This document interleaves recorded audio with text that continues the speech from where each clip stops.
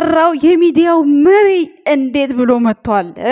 ያው በቀደም ነው ፎቶውን የተነሳው። በጾሙ ይዘንጣል ያላችሁት ነው፣ መብቱ ነው መዘነጥ፣ ማን ይከለክለዋል? እስኪ ምን አለ? እስኪ አዳምጡ ትንሽ። እኔ እዚህ ጋር እኔ ከሆነ ሰንባሪ ጋር ታወዳደሩኝ ግድ አይሰጠኝም። የምወዳደረው ጥሩ አቋም፣ ጥሩ መልክ፣ ጥሩ ሰው ስለሆንኩኝ ጥሩ አውትፊት ስላለኝ ነው የምታወዳድሩኝ።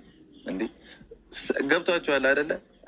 ከሆነ ሰንባዲ ጋር እንዲህ የምትሉት እኔ ጥሩ ስለሆንኩኝ ነው፣ ጸዴ ስለሆንኩኝ ነው፣ እንዴ ምርጥዬ ስለሆንኩኝ እኮ ነው። እና ዝም ብሎ የመጣ ነገር አይደለም። ያ ደግሞ ተመስገን ከፈጣሪ እንደዚህ አይነት ነገር የሚሰጠው ከፈጣሪ ነው። እና እንደዛ ደግሞ አይደረግም። በጣም ሼም ቢደረግም ግድ አይሰጠንም እኛ ኮንፊደንስ ይላችኋል። እንደዚህ ነው በቃ ልክ ልኩን ንግር። እንዴ ደረቱ ተገረጠ፣ ደረቱ ተገረቀጠ፣ ተንቀጠቀጠ፣ ተወቀጠ፣ ተፈለጠ። እንዴ ሰላም ጤና ይስጥልን የኛ ውድ ቤተሰቦች፣ እንዴት ናችሁ? ደህና ናችሁ? አለው እኔ ደህና ነኝ፣ ፈጣሪ የተመሰገነ ይሁን። ብሩክ አለማየሁ መጥቷል፣ የቅመሟ ንጉስ። እንግዲህ አንዳንድ ነገሮች ወረወራሉ። አለ ወንጭፍ ነው የሚወረወሩት። ናዳ በሉት በቃ፣ ናዳ በሉት በቃ። ወይኔ የአረብኛው ቋንቋ ትላላችሁ፣ አማርኛው ጠፍቶ ይሰባበራል ትላላችሁ። በቃ ህንዲያው ሁሉ ሳይቀር ማለት ነው። በስማም እንዴ ምንድን ነው ቡቡዬ? ይህ ሁሉ ቋንቋ ተደርድሮልህ አንተ የማይገባ ነገር ምንድን ነው ወንድሜ? ወይኔ ሳይደላይ ልሳቅ እንጂ ምን ልበል ጋይስ። ሀይሚዬ በቀደም ውብ ሆና ስትመጣ ከሌላ ወንድ ጋር ስታቀናብሯት አታምርም ስትሉት ምን ስትሉት መልሳቸውን ተሰጣችሁ። እኛ የብሩኬ ስታይል ማለት ነው እኛ እንመርካል እንችላለን፣ ግን ልታይ ማለት አንፈልግም ነው ይሄ ነገር። ገባችሁ አይደለ? እንበልካል እንችላለን ነው። አይ የማይቻል ነገር የለም። የሰው ልጅ ስለለበሰ አይደለም የሰው ልጅ ማለት ነው። ዋናው ልቡ ላይ ነው። ብሩኬ ደግሞ በልቡ በውስጡ ነው ነገራቶችን እየሰራ የሚሄደው። እናንተ ደግሞ ግዴታ ካልተብለጨለጨ ፍቅሩም ይፋ ካልወጣ ሃይማኖትን ጭራሽ ይፋ ወጥቶ የኔ ሚስት ናት ብሎ ካላስተኛት አብሮ ካላደረ እያላችሁ እሪ ትላላችሁ እንዴ? እንዲህ ድሮ ባልና ሚስቶች እኮ እናቴ ሁሉ ነገር ጓዳ ነው የሚያልቀው፣ ሁሉ ነገር እናንተ ምንድነው በአደባባይ እንዲህ ካልሆነልን እንደዚህ አፈቅራታለሁ ካላለ ልጅቷ ተጫወተባት። ጃኒ እኮ ፍርድ ተሰጥቷታል። ኧረ ጃኒ እኮ ታዲያ እንዴ ዳንኤል እኮ ታዲያ አግብቶ እኮ ልጅ ወልዷል እኮ እሱ ወልዷል እኮ አንድ ፊቱን ተበዳይ ነኝ ብትል ጃኒ ራሷ የውሸቷንም ሆነ የእውነቷን ይታያል። እሱ ሌላ ትዳር ይዟል። ብሩክ ታዲያ ሌላ ትዳር ይዞ አስረግዝሃል ተባለ እንጂ ልጁ የሱ መሆኑ በምን ተረጋገጠ? ጆን ዳንኤል እኮ አረጋግጧል። ሚስቴ ናት በሰይፉ ላይ ቀርቦ ምን የመሰለ ልጅ ሰታኛለች ብሏል። ቢክድ ራሱ አያምርበትም። ከጃኒ ጋስ ላይፍ ነበረው ምንም አልነበረው። ላይቭ ላይ ሲወጣጠሩ ሲጋጋጡ የነበረው ነገር ነው የተፖስተው። ከጃኒ ጋራ ምንም ስላልነበረው ፍቅራቸው ይፋ ስላልነበረ ያን ያህል እንኳን አብረው መሆናቸው ይሄ ሚዲያ ስለያዘው ነው እንጂ ዲቴል ፍቅራቸው እንኳን የዚህን ያክል መሆኑ ማንም የሚያቅሰው አልነበረም። ምክንያቱም ክሎዝ አድርገን ነበር ያለችው። ግን በዛን ሰዓት እሷ ብዙ ነገር እንዳሳለፈች ብዙ እንደሆነች ምናምን የተናገረችው። ታዲያ ብሩክ አለማየሁና የጃኒ ህይወትና የሃይማኖት ታደሰ ህይወት ከምን ጋር ነው የሚገናኘው እንዴ? ሃይማኖት ለምን አማረባት ነው? ሃይማኖት እኮ ከብሩክ ጋር ሆና እኮ ማለት ነው። ልክ እንዴት ነው ይሄ ጎጃም ማር ታውቃላችሁ? ይሄ ቆረጥ የሚባለው ማለት ነው። እሱን እኮ ነው የምትመስለው ሃይሚ። ምን አስባችሁ ነው እንደዚህ ተንከባክቦ ለምን ያዛት ነው እንዴ? ለምን ያዛት? በቃ መውደቅ አለባት ነው። አልገባኝም። ካገኛችሁት ካለፈ ከሄደው ሱፍ ከለበሰው ወንድ ጋር ታቀናብሯታላችሁ፣ ትለጣጥፏታላችሁ። እሷ ደግሞ ምንም ስሜቱ አይደለም እንዴ? እሷ እኮ ምርጥ አባት አላት እኮ። ብቻዋን እኮ አይደለችም ሃይማኖት ታደሰ አይደል እንዴ? አባቷና እናቷ እንደዛ ያልተቆረቆሩ ወንድሞቿ ሌላው ሰውት ወንድሞቿ ሁለት ግባብድ እህቶች አሉ። ምርጥ እህቶች ማለት ነው። እነሱ እንዴት እነርሱ ለሷ አይቆረቆሩ ማለት ነው? እናንተ እህትነቱ ለእናንተ ነው፣ እናትነቱ እናንተን ነው የሚያስጨንቀው። አረ እኔ እንጃ። እኔ ዘንድሮ በጣም በስማ በዚህ ልክ ብሩክን ጥላቻ በስማ አይመጣው። ዛሬማ ጭራሽ አበዱ፣ ጨለሉ፣ በቃ ጨለሉ። ብሩኬ ግን ባንተ ምክንያት ማለት ነው የሆነ ነገር እንዳይሆኑብህ ተቆጠብ አድርገው ቡቡ። ላሳይ ካልኩ እችላለሁ። ጀግና ይመችህ፣ የእናት ቀብራራ፣ የሙሽዬ ቀብራራ። ፈጣሪ ጠላት ግን እንደ ምድር አሸዋ ፍስስ ያርግልህ፣ መሬት ለመሬት ማለት ነው። አንተ ፎቅ ሆነ እነሱ መሬት ያቸው ጠላቶችህ ማለት ነው። ጠላቶቹ እንደ ምድር አሸዋ መሬት ለመሬት ያራምዳቸው። የምሬን ነው የምላቸው። ምንም አላደረገም ይሄ ልጅ ምንም። ሴት ልጅ በደለ ምን ያደረጋት? ምንም ያደረጋት ነገር የለ። ቻናሏ እንዲያድግላት ጀመሩ፣ ይህን ስራ ጀመሩ። በቃ በመሃል አላሰራላችኋት፣ እሷንም እየተንቀጠቀጣችሁ እየተረገበገባችሁ አላሰራላችኋቸው፣ አቋረጡት። ምን ያርጉ ከዚህ በላይ እንዴ? ጉድ እኮ ነው። ወይ እንደተለመደው እንግዲህ እሷ ተገልብጣ መታ ትስራ። እሷ ከሰራች መቼም ማን ምንም አይናገርም አይደል? ደፋሮች። ታዲያ እንደዛ ከሆነ ደግሞ 300 ሺህ ደግሞ አይሞላም። ግዴታ መስራት አለባት፣ መቀበል አለባት የምትባለውን ነገር ማለት ነው። ስለዚህ አሜን ብላችሁ እናንተ ለመቀበል እንዴት እንዳቃታችሁ አላቅም። የተጎዳ ሰው ማለት እንደዚህ አይደለም። የጃኒና የሃይሚ ህይወት ምንም አያገናኘውም። ጃኒ ያሳለፈችው ሌላ፣ ሃይሚ ያለችበት ህይወት ሌላ። ሃይሚ አባት አላት። ይህን ስል ጃኒ አባት የላትም ማለት አይደለም። አባቷ ጋር ሄዳ ቆይታ ችግሩን አውቆ ማስቆም ከፈለገ እኮ አባቷ ማስቆም ይችላል። አይችልም ብላችሁ ነው እንደምታስቡት? እዲ በዚህ ልክ ብሩክ ለሃይሚ ጠላት ነው ማለት ነው?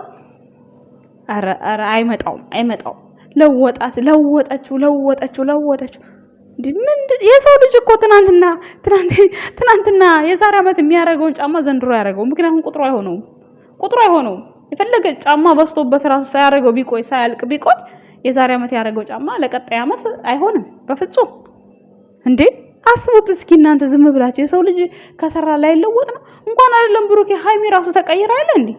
ሃይሚም ተቀይራለች። የእሷ ለውጥ ያልታያችሁ ለምንድን ነው ብሩክ ብቻ ተለወጠ እያላችሁ በዚህን ያክል የሆነ አዲስ ነገር ፈጥሮ ሲመጣ ቅጥል እርር የምትሉት ለምንድን ነው? አልገባኝም እኔ እንዴ። ወይኔ ሃይሚዬ፣ ወይኔ አሳዘንሽኝ። አሁንስ ማርያምን ለምን አሳዘነች ይመስላችሁ? እንዴ በምትወደው ሰው ጸጉሩን የሰራችው እሷ ነች። እንግዲህ የዛን ቀን አስባችሁታል? ጸጉሬን ሰራችኝ፣ ምግብ ጋብዘዋለች። የዛ ቀን ራሱ ቤት የተጋበዙ ቀን በልተው ነው የወጡት። ጸጉሩን የሰራችው የዛ ቀን ላይቤ የገባ ቀን ነው ይሄ ሁሉ ነገር የተደረገው። ፎቶ ነው የተነሳው፣ አለቀ። ይሄን እንደው ኧረ በስመ አብ። እኔ እንጃ። እኔ አንዳንድ ጊዜ ሃይሚ የምታዝን የሚመስለኝ በኦዲየንሶቿ ነው። የምሬን ስነግራችሁ ማለት ነው።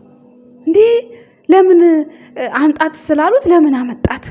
እና ታዲያ አምጣትና ላይ አመጣት ነው እንዲህ ሚዲያ ላይ ታዲያ አምጣት። እሱን ሁሌ እሷ ጋር ሃይሚ ጋርም ሆነ ብሩክ ጋር እየተደወለ እኛ አምሰለትን እንፈልጋለን አብስላትን እንፈልጋለን ብለው መጠየቅ አለባቸው እንዴ?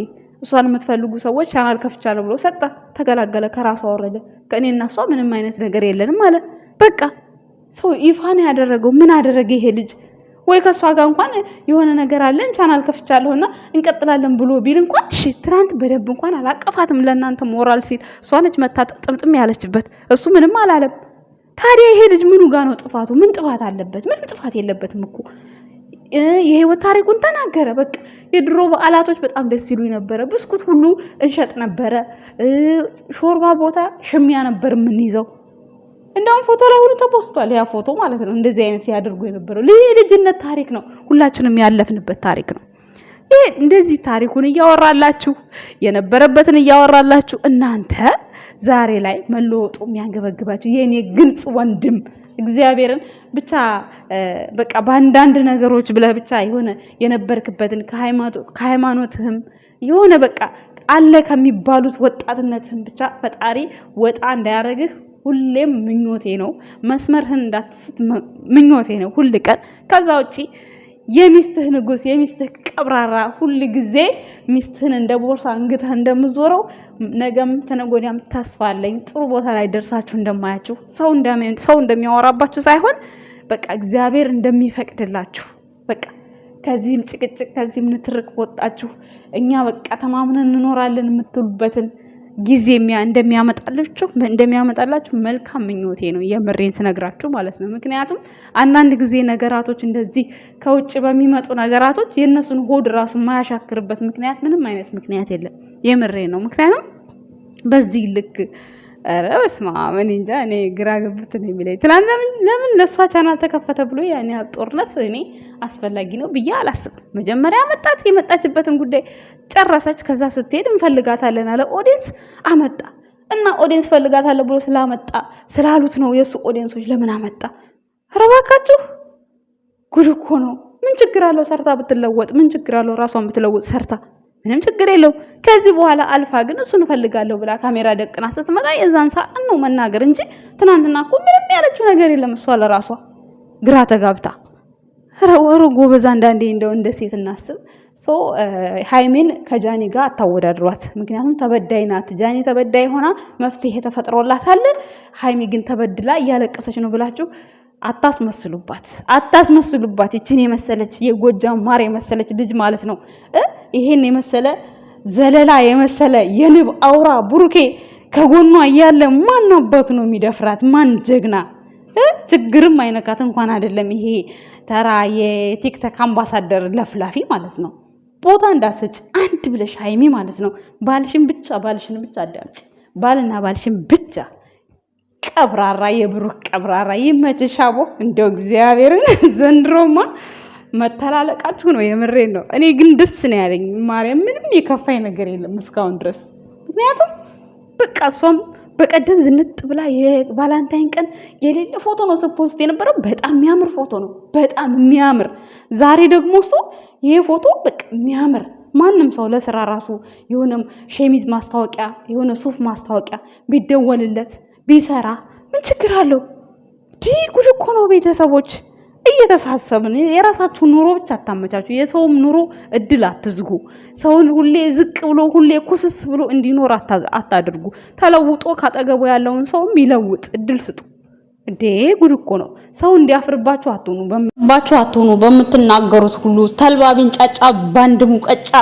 ብሩክ አለማየሁና ሃይማኖት ታደሰ ጉዞ ወደፊት። ድሉ ለእናንተ ነው። ይመቻችሁ። ባይ ቤተሰብ እናመሰግናለን።